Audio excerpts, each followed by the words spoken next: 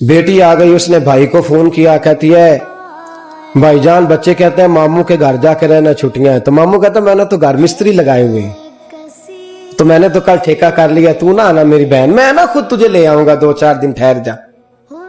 बेचारी ने 2-4 दिन इंतजार करके फिर फोन किया, बहन है ना दिल करता है, तियां लई परदेस वे बाबल ते पुत्रा ली जागीरा, चुप रहना मुंह कुछ भी ना कहना है तियां दियां तकदीरा। मेरा दिल करता है कि मैं अपने बाप का आंगन फिर से देखूं, वो जिस गली में मैं खेला करती थी और जिस दरख्त के ऊपर पींग डाल के मैं झूले लिया करती थी, मेरा अम्मा के घर रहने को दिल करता है, मैं आना चाहती हूँ। तो भाई कहता मैंने तो मिस्त्री लगा लिए, तू ना आना। और बहन आ गई भाई के घर, और भाई कहता है बहन तेरे बच्चों के स्कूल खुल गए होंगे, मैं गाड़ी ना लाऊं, तुझे छोड़ आता हूं। 6 बच्चे लेके वो बैठी कार में, सारे रास्ते रोती गई।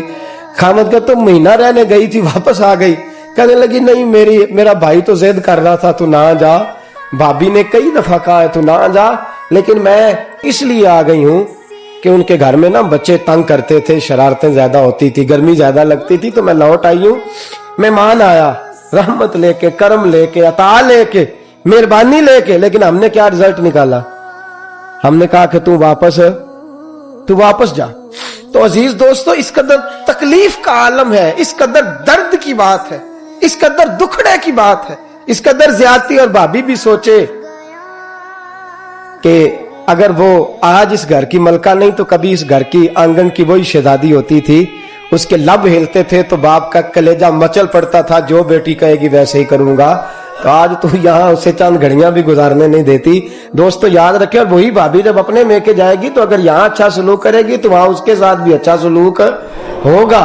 तो जो मुसाफिर आए, जो तेरे घर 4 दिन रहने आए, जो तेरे घर वक्त गुजारने आए, जो तेरे घर में ठहरने आए, शुक्र कर खुदा का कि तेरे घर कोई आया है, शुक्र कर अल्लाह का कोई मेहमान बन के तेरे घर आया तो सही।